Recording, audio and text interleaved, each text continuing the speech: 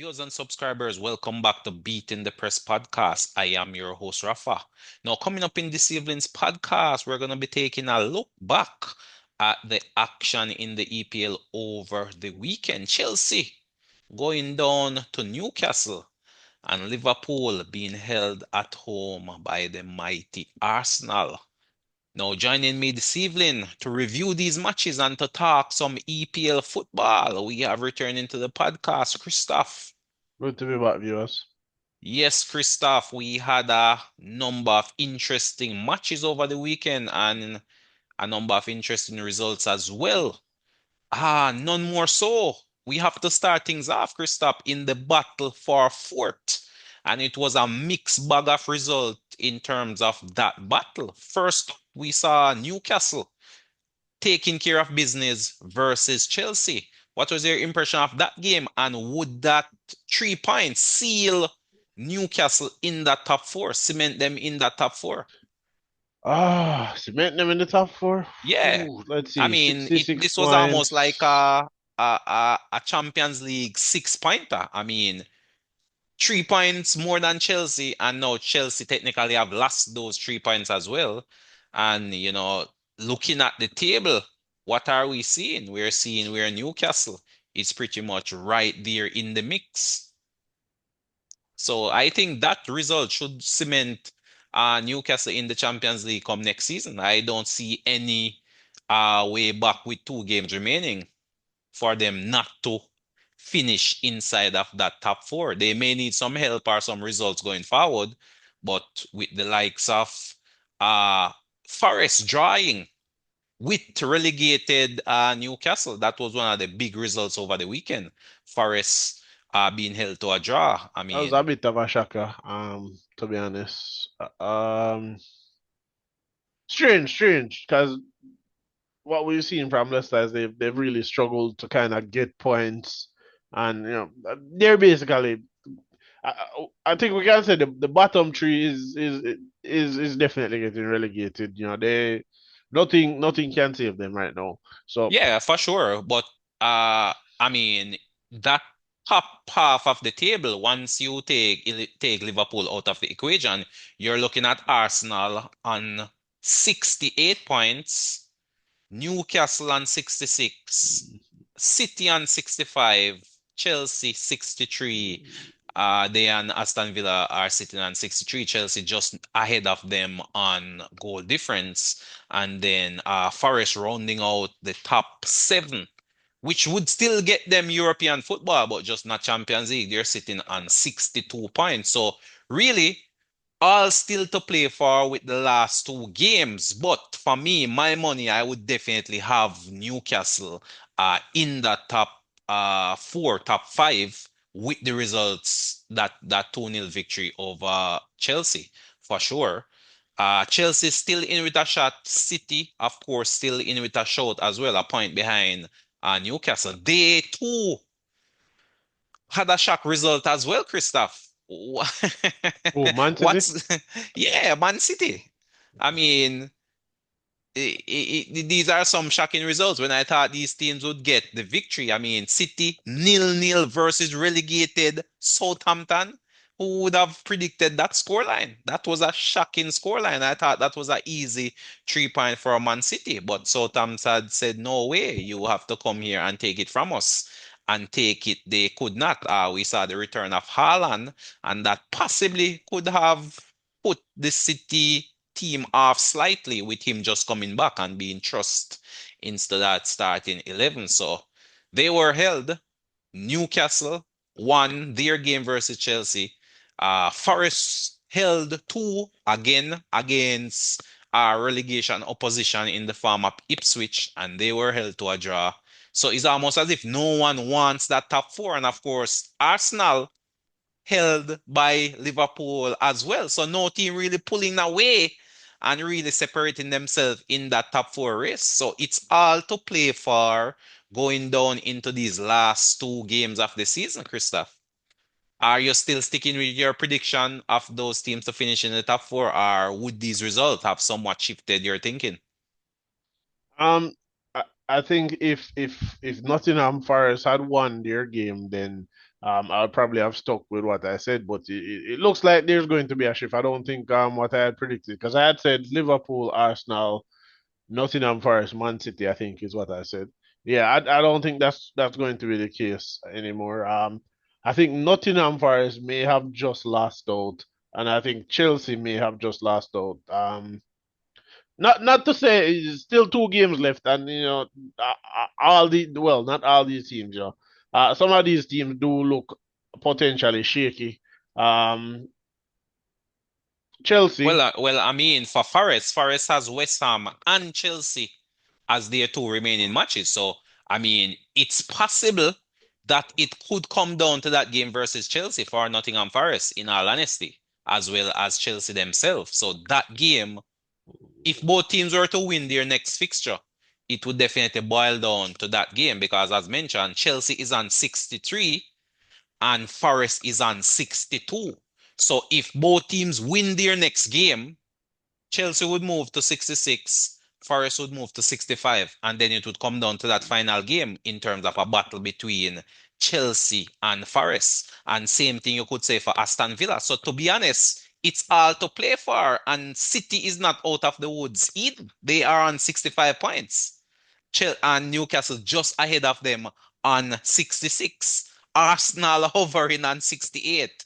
So, I mean, teams can still catch Arsenal if they were to lose their next two, but what are the chances of that happening? They also have a relegation I mean, candidate, Newcastle is a tough battle Southampton for in their last Arsenal. game, right? Newcastle And Newcastle is a Newcastle tough fit, game, so that could go either way. I'd more say they're likely to win the Southampton game, but right? as we see, Southampton held City, but that And could that would be the potentially final be game of the season as well.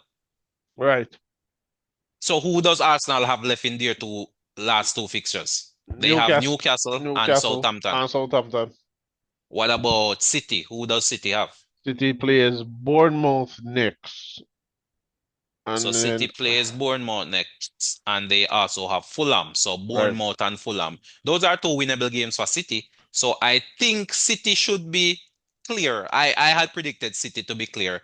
In fact, I am personally still sticking to my predictions because my predictions are still in the mix, which is Arsenal, City, Newcastle, Forest. Those are my top five. So I'm still sticking with, Oh, okay. We're yeah, I'm talking top still, five. I thought we were just talking the top four. yeah, I'm in terms of top five. So I'm going Liverpool, Arsenal, City, Newcastle, and So Forest. you And don't give Villa a chance. Villa is in the mix, but I'm not backing them for Mm. top five. For top I four. mean, all these teams will finish in a European position. It's just a matter of which European competition they're gonna play. Will they be playing the Champions League, the Europa League, or the Conference League? So all these teams will finish in a European spot because Brentford is way off in eighth position on 55 points. So pretty much 62 cannot be caught, which is where Forest is in seventh. And currently they would occupy the Europa Conference League spot. Aston Villa would now occupy sixth, which would be the Europa League. And then Chelsea, City, Newcastle, Arsenal, Liverpool would be the Champions League representative. But again, all of that can change with two games left. So among really from Arsenal to Forest, which is in seventh, there's everything to play for in these last two games. And funny enough, these teams will face each other because Arsenal has to play Newcastle and Forest has to play Chelsea. So those results could be massive in determining which team finish in Europe, or at least in the Champions League, not necessarily Europe, but in the Champions League, which is the prize everyone is hunting down at this stage. Right. So yeah, so all to play for, in all honesty. All to play for among these teams. And Chelsea, in terms of Chelsea, Chelsea has Man Forest United. and United as their two final game. I mean, big name teams, the quality of the play may not necessarily Well, I speak much for United, but they you can always United come up with a good game every now and then. right. We could say United is a winnable game, but then Forest poses a challenge. That is a big match. That will be, to me, that will be the determining match as to who finish in that Champions League between Forest and Chelsea. Forest and And Chelsea. that game has Forest playing at home. So to me, for advantage Forest just by the home fanfare that should surround that game, which would be uh their final game of the season. So all that game is for all the marbles, really. That game could really be playing for Champions League spot, depending on how other results go. Aston Villa, which I would give an outside chance, they have Tottenham and Manchester United as their final two games. So those again are two winnable games, and they would definitely have to win those two games in order to qualify for the Champions League position. So when you look around the table, Christoph, all those teams vying for Europe has some winnable games, and a couple of those teams will have to play against each other. So Newcastle will have to play against Arsenal. Chelsea will have to play against Forest. Aston Villa, have no competition within that mix. They have Spurs and Manchester United. I But mean, Forest, Chelsea, Arsenal, we we could and potentially mark the Spurs and United games as wins for those teams, right? I well, mean, anything could happen. Anything could happen, right? But Well, I mean, to let me, let if Aston Villa win their next two, they let's should qualify because technically, anything can happen. But let's assume those two games are wins for Villa yeah, and for Chelsea, because technically, Chelsea and Forest could kill each other off. right? Could kill each other off, and same thing could happen with Newcastle and Arsenal. They could cramp each other as well. And if Aston Villa was to win their next two, that would give them an additional 6 points, which would propel them to 69 points. So they can achieve a maximum of 69. For Forest can Villa only achieve a maximum of of 68 if 68. Forest was to win their next two. Same thing And for Chelsea. yeah, 69 for Chelsea as well, maximum. So Aston Villa is definitely in with an outside chance, in all honesty. They are right in the mix in terms of trying to finish in that top five position. But in the EPL, that's where the competition is right now, Christoph. The winners, Liverpool, have already long been decided. The entertainment is right now in the EPL is finishing in that Champions League spot between second and fifth. That's where the competition lies. That's where all attention will be going into these final weekend of matches. Elsewhere, it's just really seeing out the fixture elsewhere, and there's not much of a relegation fight as well. The three teams who are going to be relegated have been confirmed relegated as well. Ipswich, Leicester, Southampton. So the three teams which came up are the three teams that will be going back down. Right. What was your take on those three teams though, Christoph, in terms of coming up from the championship and adjusting to life in the EPL? It seemed Poor, as if that was poor, a poor, difficult transition. poor. Absolutely poor. I don't know if it was. It, it's very strange because Southampton and Leicester are teams that recently got relegated in the first place. So then they are coming back up. Shocking to me that they have continued so poorly. I mean, from being relegated before. I mean, Ipswich I can understand being relegated Right. again, right? But Leicester and Southampton have been living in the Premier League for a number of years. So to get relegated, come back up, and then get relegated again the same season. Question sign, question sign. Well, I Um, mean, to me, there's no question time. To me, it's just the gulf in class between uh, the Premier League so and the Championship. uh, It's a big jump. it's a big jump. I agree for like Ipswich, but like I said, Leicester and Southampton are coming from the Premier League, Yeah, but went down, come back up to go well, back there's a reason down. they went down, you know. No, You, yeah, but you there's have a to reason they recognize there went is a down, reason and they were relegated. right, there is a reason they were relegated, but you had a whole season, 2 seasons to rebuild. You know what the Premier League is all about, Right, right? right. It should not be a surprise or a shock. They should have been prepared for the Premier League, in my opinion. So For them really shocking, especially because um Ipswich is looking like Ipswich is going well. Ipswich will definitely finish above Southampton, and there's a chance that Leicester will finish above. Well, both Ipswich and Leicester are on 22 points. Right, right. So that could go either way, but Southampton, completely out of reach for them to Yeah, I catch. mean, they only managed to amass 12 points all season thus far. And I That's mean, what two wins and six draws. and so And hence the reason it was so shocking that they drew with Man City, Christoph. That was a shocker to be over the weekend, you know. um, It's hard to explain these results at times just based on the performance of these teams, but that's why we say the ball is round. That's why well, this is the EPL. It's very here's the thing. unpredictable at times. That is something, but if you really look at it, had potentially Ipswich, Leicester, and Southampton been just slightly better, we would be seeing Tottenham and Manchester United getting relegated instead.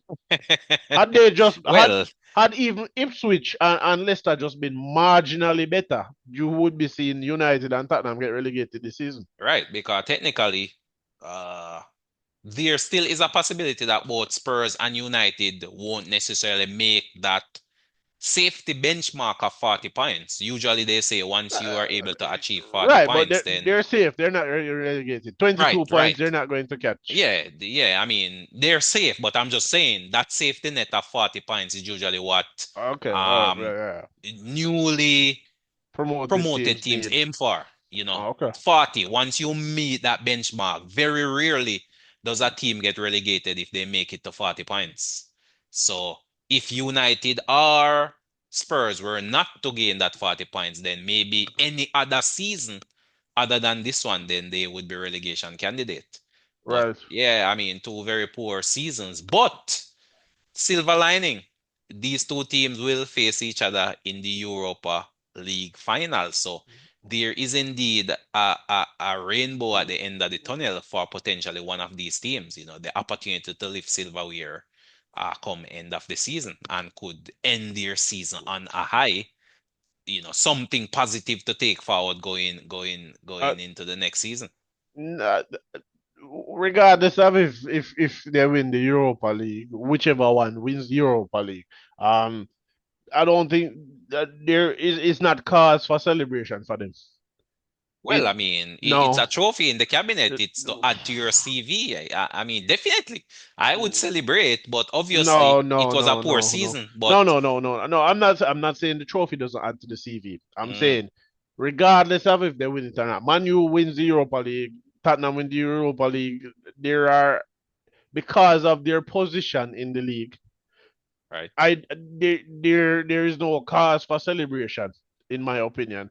Well, Um, yeah, I mean, not necessarily celebrating the performance over the course of the no, you're season, not. You're not. All right, all right. but All right, I hold I on, would hold on, hold on. definitely celebrate All the right, let's trophy pause. win.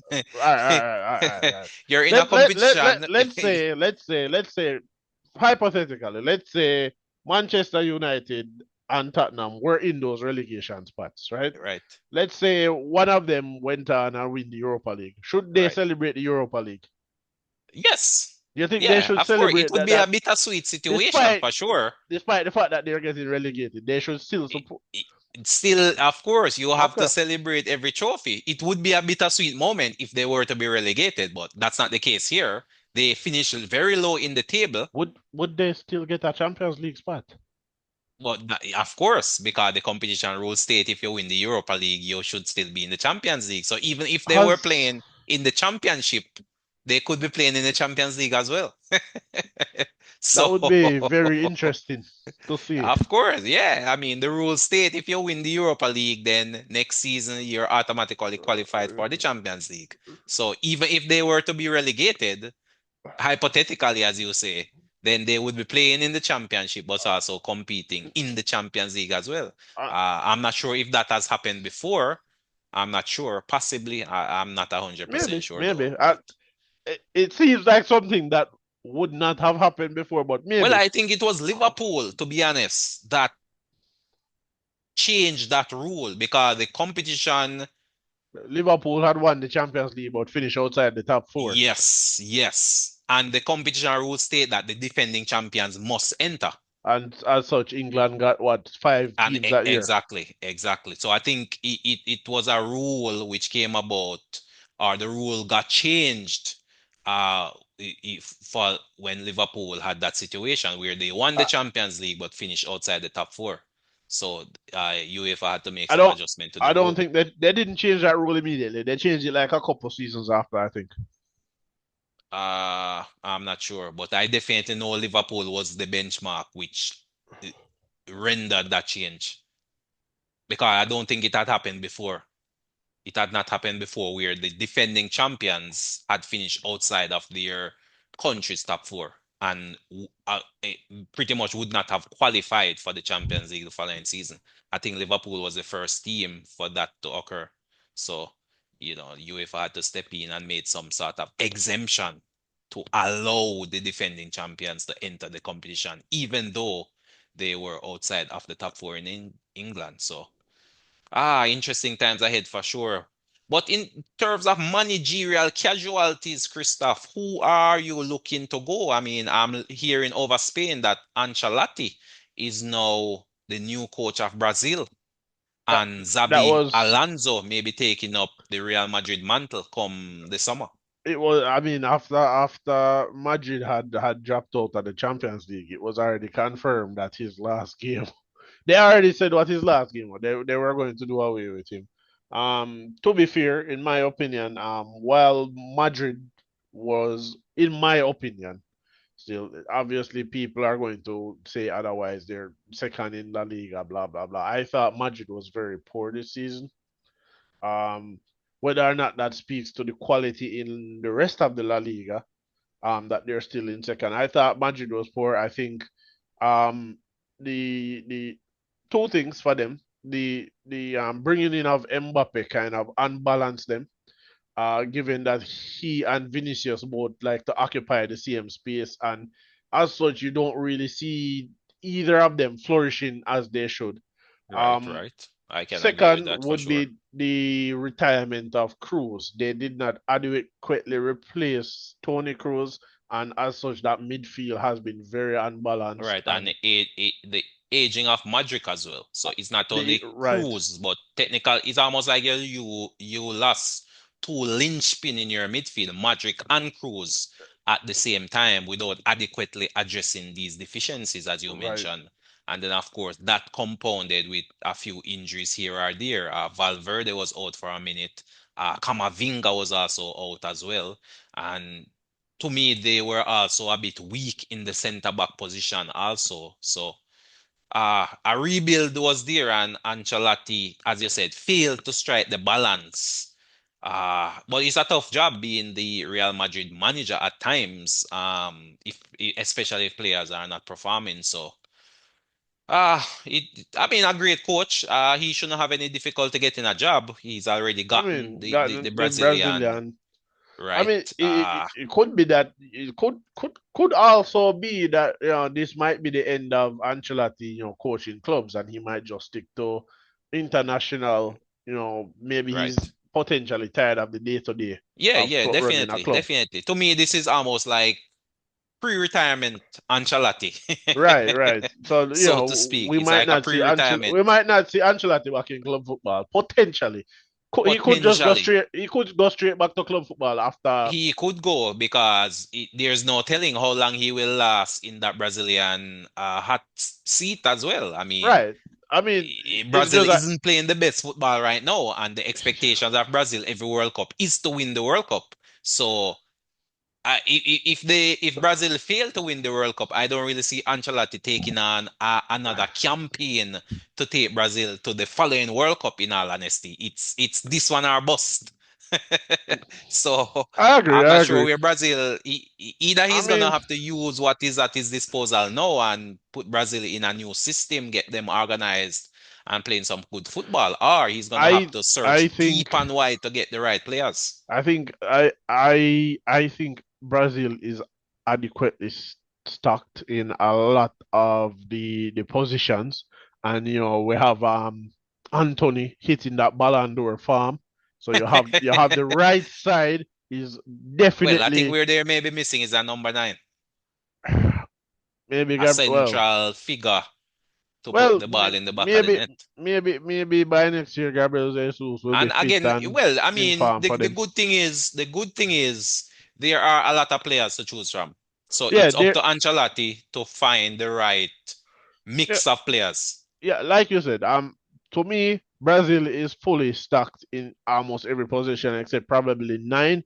I think it has just been a case of not finding the right system to fit all those players. Right system, right And players to fit that system. So and hopefully Ancelotti can bring that. and I think maybe potentially if he can find, some form, finding a way to fit in and preserve Neymar for that World Cup as well. Neymar could potentially make a huge difference. I would not play him every game because there are games where we know Neymar is targeted and you probably withdraw Well, him I or mean, not if you're play him in not those games. playing, well, well, that I'm not sure how that would work out, to be honest. I am not sure how that would work out. I mean, if anyone to do it, it would definitely be Ancelotti in terms of commanding the respect of the players, for sure. And I mean, if Neymar is deserving of a Brazilian selection, then he should get that selection. But I don't think you should bring him as and he isn't deserving of being brought where other players are performing at a higher level. And Oh, just that's by that's why that's name why and I said history, he is brought in. if he can find that sort of form, then bring him in because he is potentially a very big asset, I think, for Brazil, especially in Yeah, I terms. mean, Well, he does come with a lot of credential, does come with that fanfare as well, and that flair which Brazil is known for. In fact, ever since Brazil lost that flair, they have not seen another World Cup. It's almost as if the Brazilian characteristic which made them Brazil, samba, has been totally wiped out from this generation and previous generation of Brazilian footballers. And as a result, we're not seeing that at the world level anymore. And the success of Brazil has declined as a result of that. You know, most of these Brazilian players ply their trade in Europe. And we're seeing where the Brazilian game have become predominantly Europeanized because that's where the selection of the players come from. Very few local players are selected for the national teams these days. And as such, we are not seeing much flair. You know, we are not seeing the flair with players like Kaká, Ronaldinho, Pele, and those guys brought to the fore. That is missing, surely missing from the Brazilian team. It's more pedestrian, more tactical, more disciplined, not much free flowing, that sort of thing, very Europeanized way of playing. Ancelotti is a coach that allows his players to kind of play their game. I'm sure he has like some tactic that he potentially deploys, but watching Ancelotti from, well, mainly for Real Madrid, he does allow players to kind of flourish in the roles that they want and play how they want to play in order to get the result and kind of get them playing at their best. Well, hopefully we'll see the best of Brazil. The World Cup is definitely not as nice when Brazil isn't performing at their best. So let's see what he can bring to the fore. But going back to the EPL, Christoph, in terms of the EPL casualties, who are some of the names we should be looking out for who may lose their job over the summer? I mean, the likes of Pochettino may Postecoglou, very well be on the chopping block. I mean, I, I even if he wins the I Europa think League. he's. I think regardless of if he wins the Europa League or not, either Spurs will fire him or he will walk. I don't think he wants to continue with Spurs, to be honest. So going down the list of teams, so Slot, keep our fire. Well, Slat is keep. Arteta, keep our fire. I would keep Arteta for one more season. One more season. Wow, wow. Right. This would be Arteta. The upcoming season, next season, would be for me Arteta's make or break season. Mm. If for me, it is dependent on the board. If Arteta goes to the board and say, "I want this, this, and this," and the board gives that to him, and then he does not deliver some So how silverware, then but question to you though, how do we as fans from the outside looking in no, know if he is making we these demands we and are being that's rebuffed? that's just it. We as fans don't know, but internally they know. That's what I'm saying. Oh, Internally, if he goes to the board or whoever and says, I want a striker, I want a winger, I want an attacking midfield, and he gets all that he wants and then still does not deliver, then I would say No, but you sack again, him. it goes back to my initial question. How do we know he is asking for these things and whether I he gets it or not is my no, but question. I So am we saying can make I a don't judgment know. call on We it. don't know. So that's what I'm saying. So it's hard to say the board, Sometimes, sometimes you can tell. Sometimes you can tell well, based on press conferences, based on press well, conferences I'm just and saying, certain things, comments that managers and players will make. You okay, can tell sometimes. got you. So, so Maraska over there at Chelsea, keep or fire? Um, keep. I think they'll keep him. I don't think they're going to fire him. Pep, Keep. keep Pep as well. Uh, Emery over there at Aston Villa, They're going to keep him. keep as well. What about Thomas Frank, Brentford, as well as Santos over there at Forest? Thomas Frank, keep. Santos is a question sign to me, especially after what happened on the weekend. I don't know. Well, I don't know. yeah, I think that is just too I would keep him. I would keep him, right. but I don't know if there's some falling out Mm. happening where he would either walk or potentially get fired at the end of the season. I don't know if there's some Yeah, falling out there's there. a question mark, as you say, with the owner coming on the field and seemingly having some sort of disagreement of sorts. Some sort of bust up. I'm not sure, but we have to keep an eye on that. But as you say, you would keep, but let's see what happens. How about Silva over there at Fulham?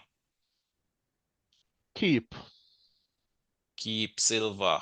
What about uh the Bournemouth manager? keep. Same thing over there at Brighton as well. Yeah, Brighton keep as well. What about Crystal Palace? I think that's a question mark. I think that could go either way.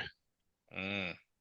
I think that could go either way. I think so. I think, I mean, with Crystal Palace flying high, really, I mean, Crystal Palace are currently sitting in 12. I see no reason at this point in time to get rid of their manager. In fact, probably the manager has really overachieved, in all honesty. Oliver Glasner, I mean, he's not a big name manager per se. He didn't enter the EPL with any big CV. But, I mean, looking at the results that Crystal Palace is churning out, to me, he has done a fairly decent job throughout this season. So I would definitely keep. I would not necessarily look into fire. I would be looking to keep and to build on this squad going forward. Okay. What about Moyes over there at Everton? Everton moving into a new stadium come next season. Moyes. I think they'll keep Moyes. He was appointed like halfway through the season, right? I think they'll keep him. They're not getting relegated. The results have not been awful. I mean, last five is spotty, but I think they will definitely keep Moyes. What about Pereira over there at Wolves? They'll keep him as well. Yeah, he has definitely lifted Wolves out of the doldrum, to be honest. At one point in time, early on in the season, Wolves were in a desperate situation, pretty much battling relegation. But since Pereira's appointment, he has definitely elevated Wolves to the next level. What about West Ham? Uh, West Ham appointed their manager that's sometime. Potter, Graham Potter over there at West Ham. Right. They're going to keep Graham Potter. They're not going to get rid of him yet. I think next season you might potentially see him going maybe potentially halfway through next season. Mm.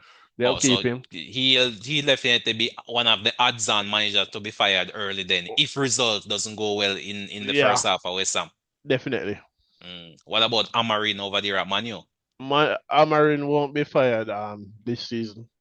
They spent a lot of money to bring him in.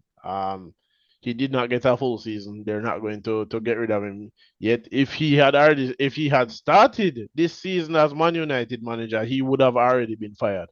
Mm.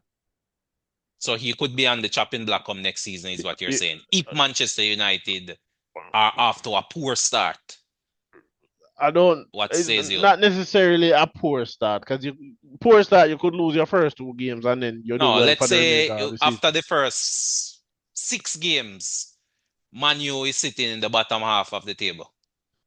let's say where they are now. They're sitting in 16th, 15th after the Uh-huh. first 6, 7 games. No, I don't think he'll be on the chopping block that early. I Okay. think around December is when we'll see him on the chopping block, to If be okay, honest. gotcha. If and But Pochettino, you're saying I think he keep our fire, I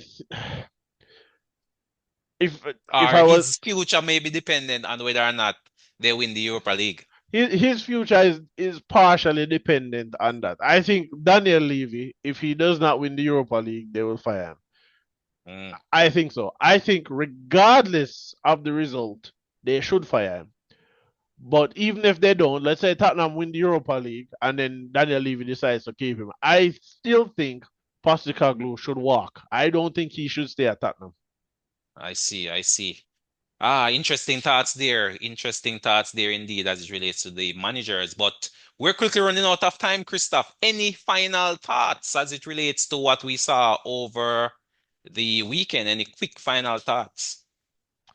Um, Interesting weekend of upsets. Uh, Still seeing malicious refereeing in the EPL, and I guess we won't see any changes to it until next season when I guess Manchester City is back to being the golden boys of the Premier League. Oh, you'll see Well, it. Remember I said it now. Remember I said you'll see it against every big team. You're going to see favorable calls for Manchester City. all right, well, there you have it, viewers and subscribers. The thoughts there coming from Christoph, anticipating some favorable result for Man City come next season, No, and looking at favorable some results for them. Favorable for them. possible managerial casualties as well during the summer. But thanks again for tuning in to us here on Beating the Press podcast. Please continue to support us by sharing, liking, and of course, leaving your comments in the comment section. Let us know, what do you think of the new appointment of Ancelotti to the Brazilian team, and who are some of the names that will be fired in the EPL over the summer.